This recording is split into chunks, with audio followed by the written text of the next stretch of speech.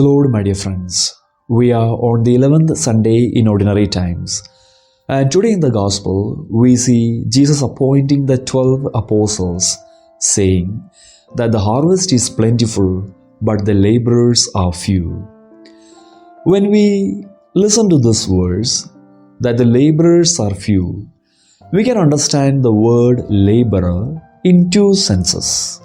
The first way we can say a laborer is someone to whom a particular responsibility is entrusted.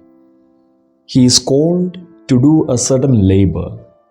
Or in the second way, we can understand laborer as someone who does the labor. Just imagine, when a particular work is entrusted to a person, that person is normally called a laborer. Look at a person who works in an office. Whether he does the work or not, he will be called by his designation. A teacher, whether he or she teaches or not, will be called a teacher. A doctor, whether a person does the duty well or not, will be called a doctor. Similarly, a person on whom a duty is entrusted can be called a laborer. But in the second way, only when a person does the labor, we can call him a laborer. Probably when Jesus said, the harvest is plentiful, but the laborers are few, he might have meant the second sense of a laborer.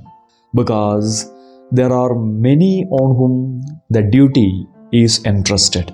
The duty of being a sign and bearer of God's love is entrusted. In fact, every Christian has this duty. So, if we say all the Christians as the laborers who are supposed to show God's love and mercy to the entire world, it will be wrong to say that the laborers are few, because there are many of us. But actually laborers are few because people who take this responsibility seriously and make effort to become signs and bearers of God's love and mercy to this world are few. And so we see Jesus appointing the 12 apostles. Now, after appointing the 12 apostles, Jesus also gave them authority over demons, gave them power to heal, and asked them to go and preach the word of God, and so on. So, what are the qualities that a laborer should have? When we look into the ministry that the disciples took upon themselves, we see an incident where the disciples made an attempt to cast a demon out of a little boy. We have that in Matthew chapter 17, after the transfiguration, when Jesus together with his beloved 3 disciples were coming down, he saw the other disciples were attempting to cast a demon out of a boy, but then they couldn't manage. And then Jesus entered into the scene, casted the demon out, and later the disciples asked Jesus in private why they could not cast the demon out. In Matthew chapter 17, we have Jesus saying that it was because of their lack of faith. However, in Mark chapter 9, we have the same incident mentioned in a little more detailed manner, where Jesus says that this kind of demons can be cast out only by prayer. So one of the first quality that a laborer should have is strong prayer life. And that strong prayer life will definitely increase his faith. And in the second reading taken from the letter of St. Paul to the Romans, we hear St. Paul saying that Jesus died for us when we were sinners. A quality that we see in Jesus was his willingness to die for others.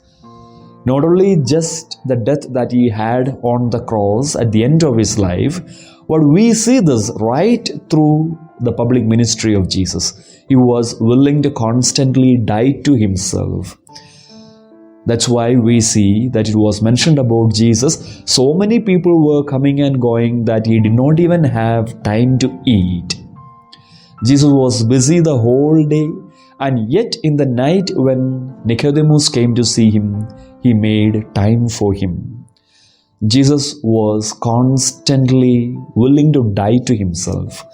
And so, this is the second quality that every disciple of Christ, everyone who wants to be a laborer in his vineyard, should develop a willingness to die to himself or herself, a willingness to sacrifice our own time, energy for the good of others. And in the first reading taken from the book of Exodus, we see the Lord asking the people of Israel to obey His commandments. He says, "Now therefore, if you indeed obey my voice and keep my covenant, you shall be my treasured possession among all people." An absolute obedience to the commandment of God is necessary if we want to be laborers in the vineyard. So, as we desire to be laborers in the vineyard of the Lord, let us look into ourselves and see if we too possess these three very important qualities. A very strong prayer life. Secondly, a willingness to die to ourselves for the good of others. And lastly, a determination to be obedient to the commandments of God absolutely. May God bless each one of us.